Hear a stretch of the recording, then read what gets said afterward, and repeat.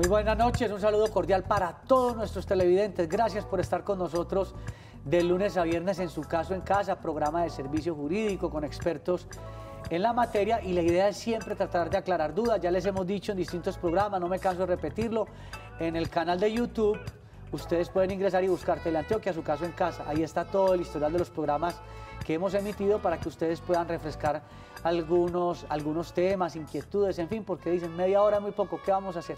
Vamos a hablar con la gerente a ver si de pronto nos amplía el horario. Ahí estamos, si de pronto en 2018. Pero bueno, una cosa es lo que yo diga aquí y otra cosa son las políticas de la empresa. Soy Juan Carlos Hurtado Ochoa, periodista y abogado, y hoy estamos acompañados con el doctor Orlando Hidalgo, el magistrado, abogado experto en Derecho Laboral y de la Seguridad Social. ¿Cómo va, doctor Orlando? Juan Carlos, buenas noches. Televidente, buenas noches. Lo veo muy animado usted con el horario. Estamos animados. ¿Usted no quiere que sea el programa de una hora? Muy bien. Hora y bien, media. Juan Carlos, con mucha inquietud de los televidentes y aquí tratando de al máximo resolver todas las inquietudes que tengan. Y una de las grandes inquietudes, y este tema es muy bueno, porque es la prima de servicios. Y ya hemos hablado aquí de la prima, del pago de prima para trabajadores o empleados domésticos, que hay personas que no la están pagando cumplidamente porque creen que solamente pagan en mitad de año o en diciembre. No, es en mitad de año y en diciembre. Entonces, hablemos de la prima de servicio en términos generales, doctor Orlando. ¿Qué debemos tener en cuenta cuando se vaya a hacer la liquidación, las personas que están pagando la prima, en fin? ¿Qué detalles debemos tener en cuenta, doctor Orlando? Sí, Juan Carlos, en términos generales la prima de servicio es una prestación legal, como su nombre lo dice, al hablar de una prestación legal es que está contemplada en la ley y es un derecho o prestación social al que tienen todas las personas que están vinculadas laboralmente, o sea, mediante un contrato de trabajo.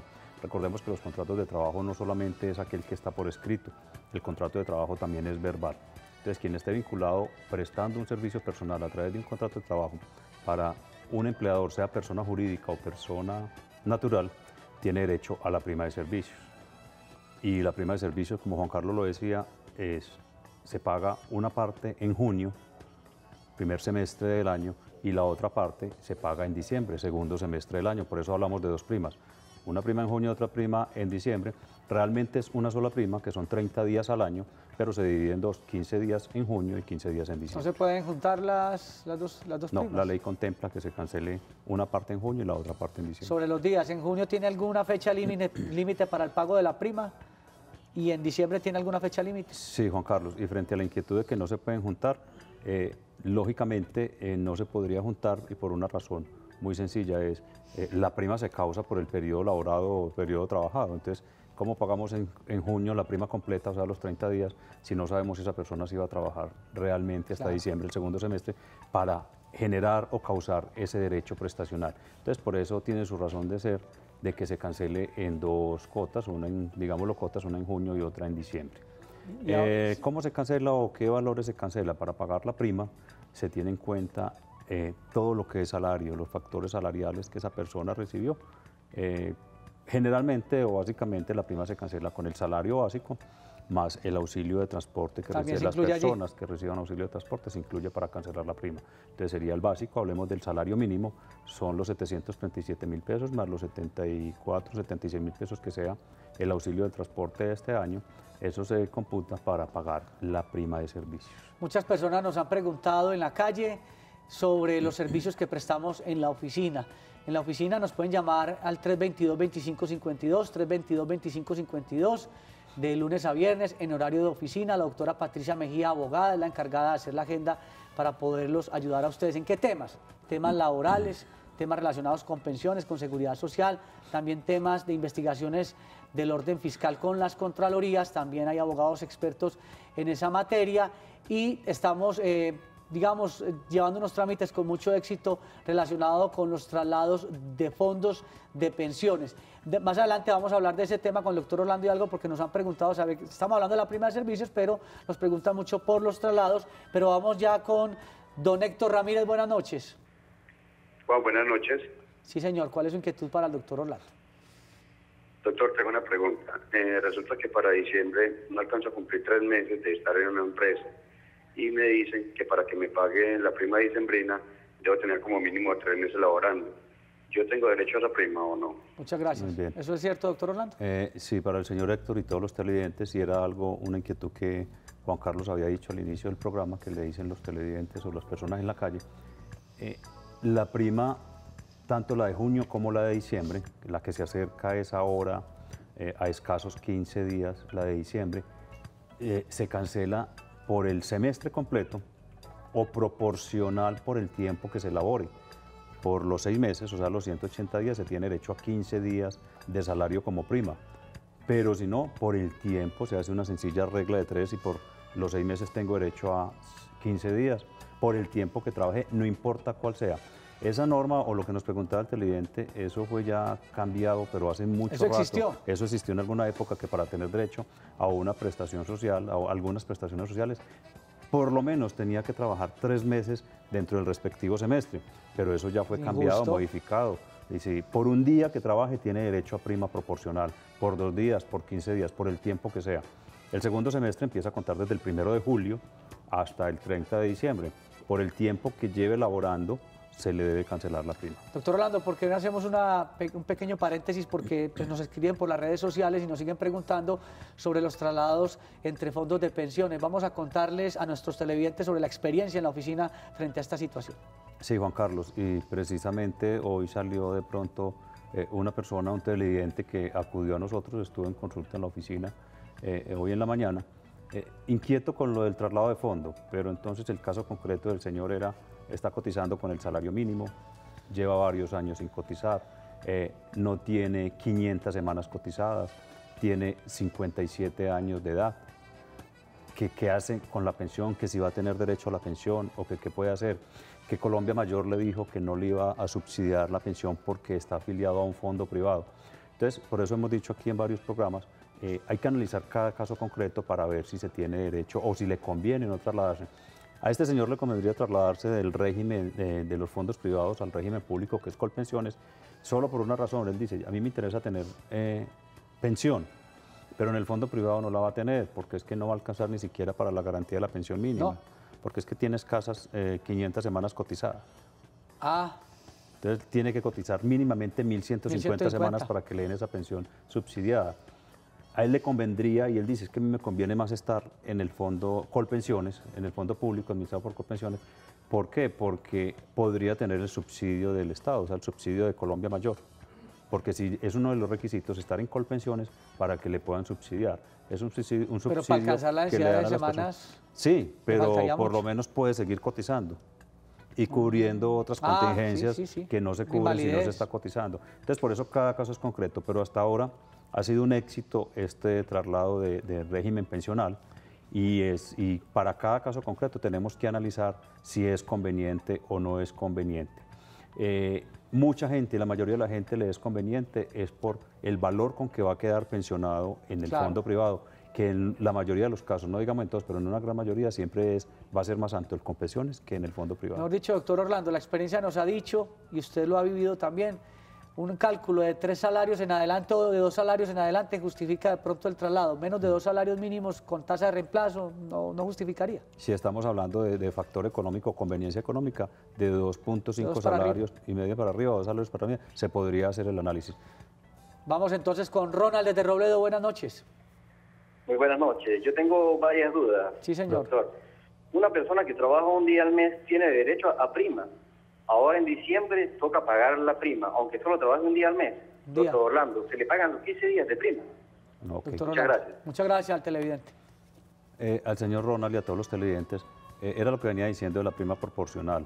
Así trabaje un día al mes, ese es el caso concreto para, digámoslo así, las empleadas del servicio doméstico. Hay muchas personas que contratan o tienen vinculado a una persona para que vaya un día a la semana o cada 15 días va un día a la semana, o como el caso del televidente que pregunta, tiene una persona vinculada que solamente le presta el servicio un día o un mes. Esa persona tiene un contrato de trabajo. Tiene derecho a que se le pague prima proporcional. Por el tiempo laborado entre el 1 de julio y diciembre, que es que se causa la prima del segundo semestre, hay que cancelarle una prima. De manera proporcional, hacer la regla de 3 o mirar la forma, pero tiene derecho a prima por los días precisamente laborados. Nos pueden llamar al 322-2552 en horario de oficina para revisar pensiones, traslados de fondos, todo ese tema de la prima, despidos sin justa causa. En el 322-2552 la doctora Patricia Mejía, abogada, hará la agenda con ustedes en horario de oficina. Doctor Orlando, yo le escuché a una señora hace poco diciéndome, es que a mí ya me pagaron la prima de mitad de año, pero mi patrono dice que en diciembre no, porque los empleados domésticos, ya hasta dijo que lo habíamos dicho aquí, que era solamente la prima, si era la de mitad de año o la de diciembre, pero no las dos. Vamos a hacer la claridad sobre ese tema, doctor Orlando. Sí, sí. Y es válida la pregunta, pues la cliente inquieta y la empleadora también Claro. tiene la confusión, pero ya Sí, después sí, de ver sí. este programa se le va a aclarar. Es la prima, y repetimos, son 30 días por año laborado que se paga en 2 fechas. La primera fecha, digamos de una vez la fecha, es en el primer semestre, que se debe cancelar a más tardar el 30 de junio de cada año. Y la segunda, la del segundo semestre, se debe cancelar a más tardar el 20 de diciembre del año correspondiente. Empleados del servicio doméstico, aprovechemos para decir, ya no debía haber confusión, eso fue un escándalo en los medios, las empleadoras, las señoras sobre todo, que tienen empleados en la casa, el escándalo porque les reconocieron legalmente, o sea, ya hay una ley, una norma que empezó a regir desde el 2016, diciendo que todos los empleados del servicio doméstico tienen derecho a prima de servicios, tanto la de junio como la de diciembre, o sea que en diciembre también tienen derecho, no importando el vínculo que tenga, siempre y cuando sea pues laboral, y no importando la labor que desempeñe. Hoy estábamos con el doctor Orlando Hidalgo hablando sobre la prima de servicios y obviamente también aclarando otras inquietudes en materia de seguridad social, derecho laboral, pensiones. Vamos a una corta pausa y ya regresamos. Aspectos importantes para recordar sobre la prima de servicios. Todas las personas que presten servicios personales mediante cualquier tipo de contrato de trabajo tienen derecho a la prima de servicios, eso lo dice el artículo 306 del Código Sustantivo del Trabajo. Por prima de servicios se debe cancelar una cuota el primer semestre de cada año, a más tardar el 30 de junio, equivalente a 15 días de salario, ya lo manifestó el doctor Orlando Hidalgo, y en el segundo semestre del año otros 15 días que se cancelan a más tardar el 20 de diciembre. Sin importar el tipo de contrato laboral que se tenga y el tiempo laborado, se debe cancelar la prima de servicios por semestre completo laborado o proporcional por fracción del semestre. Desde el mes de julio del año 2016 se reglamentó que todos los empleados del servicio doméstico tienen derecho a recibir el pago de esta prestación social, la cual se viene cancelando desde el mes de diciembre pasado, según la ley 1788 del año 2016. Y tenemos más televidentes. Buenas noches. Buenas noches, doctor Orlando. Buenas Sí, noches. doña Liliana, ¿cuál es su inquietud? Doctor Orlando, mi papá alcanzó a cotizar al Seguro Social 1.140 semanas hasta junio de 1997. Luego se pasó para un fondo privado y allí alcanzó a cotizar en el año 2000. No volvió a cotizar por enfermo, se quedó sin trabajo. En el año 2006 lo calificaron con un 67% de pérdida laboral y el fondo privado no le dio pensión, sino que le devolvió la plata, que porque no tenía 50 semanas entre 2003 y 2006. Doctor, mi papá ya se gastó esa plata. ¿Será que puede reclamar pensión? Hoy tiene 70 años. Muchas gracias. Muchas gracias a nuestra televidente, doctor Orlando Hidalgo.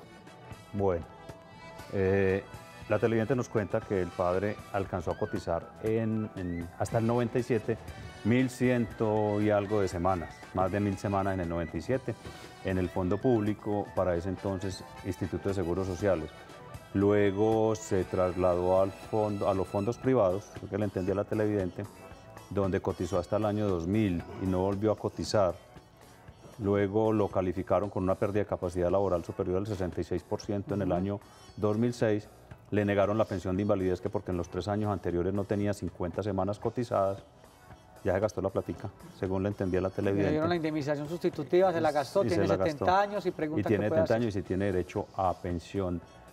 Podríamos hablar, y lo hemos dicho aquí en otros programas, Juan Carlos, si logró cotizar más de 300 semanas hasta el 1 de abril del 94, que empezó a regir la ley 100 del 93, podríamos decir que tendría el derecho a una pensión de invalidez por condición más beneficiosa. Término que tanto me gusta a mí, Exacto. la condición beneficiosa. Entonces podríamos mirar ese aspecto. Yo creería que sí. Y para el padre de la televidente y para todos los que nos están escuchando, así les hayan dado la indemnización sustitutiva de la pensión de invalidez, o la indemnización sustitutiva de la pensión de sobrevivientes.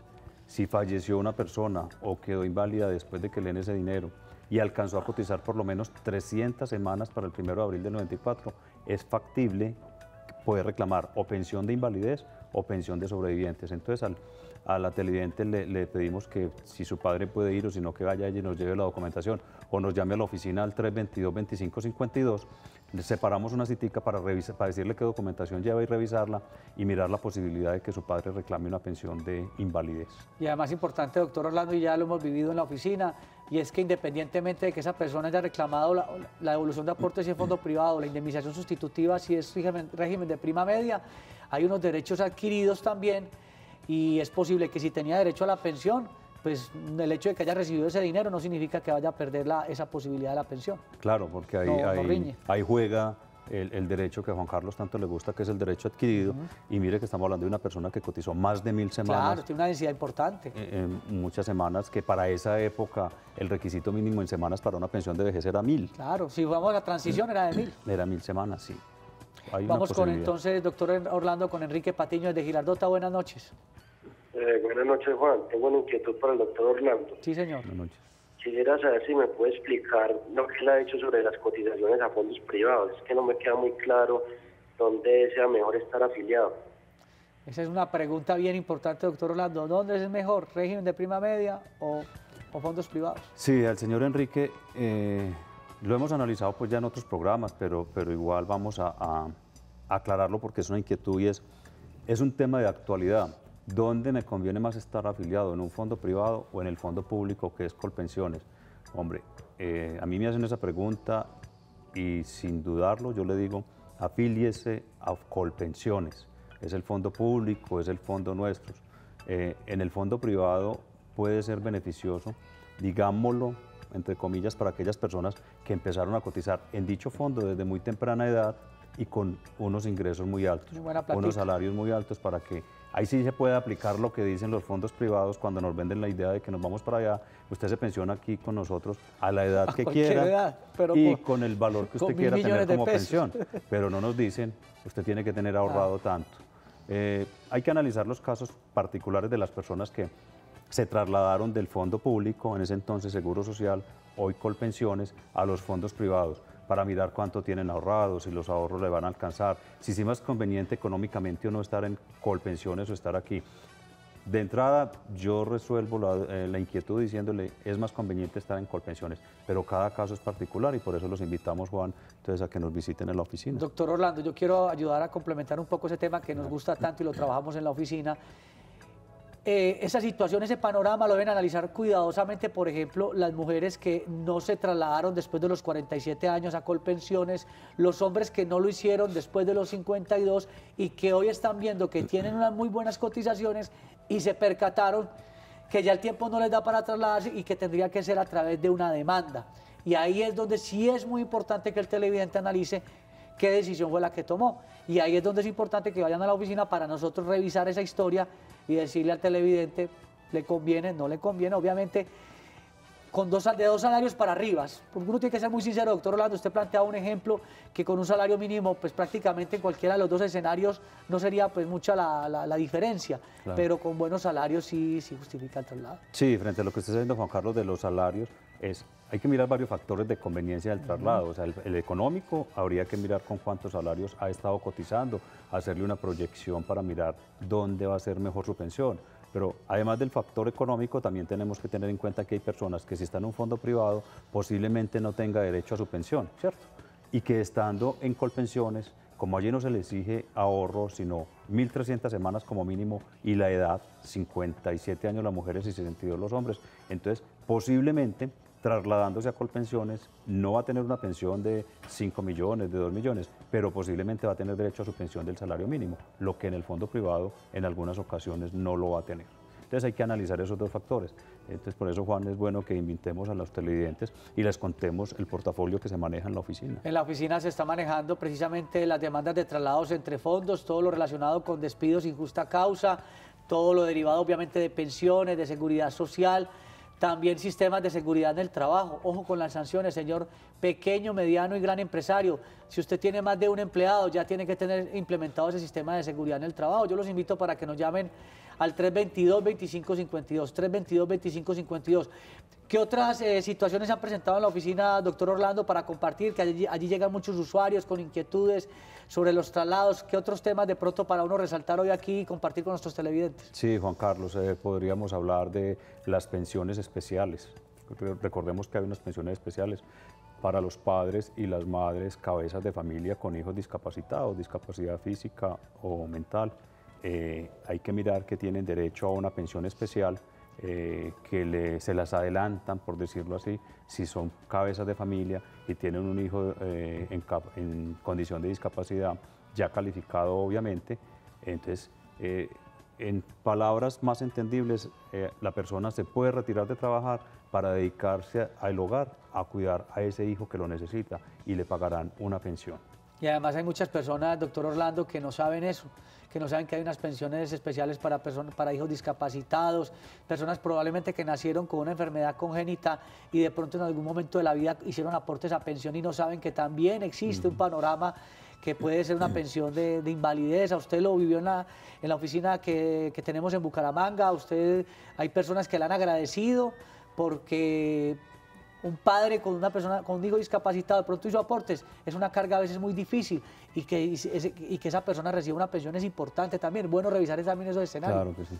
Es importante, por eso yo los invito para que nos llamen al 322-2552 y consulten con nosotros sobre estos temas. Doctor Orlando, ¿qué más podemos decir sobre la prima de servicios, que ha sido el tema principal del día de hoy? Sí, Juan Carlos, estar muy claros con eso. Servidores públicos o de entidades públicas tienen una cantidad de primas o unas primas diferentes a la prima de servicio. No estamos hablando de esas primas, estamos hablando de la prima legal, que es la contemplada con la ley. Primas de vida cara, prima de alimentación, prima de aire, primas que tienen servidores de varias entidades públicas. Esas son extralegales o no contempladas en la ley, sino que son contempladas por otras normas diferentes o convencionalmente. De esa prima no estamos hablando, la prima legal está ahí. Gracias al doctor Orlando Hidalgo Campo por estar hoy con nosotros. Estuvo también con ustedes Juan Carlos Hurtado Ochoa. Una feliz noche, Dios los bendiga.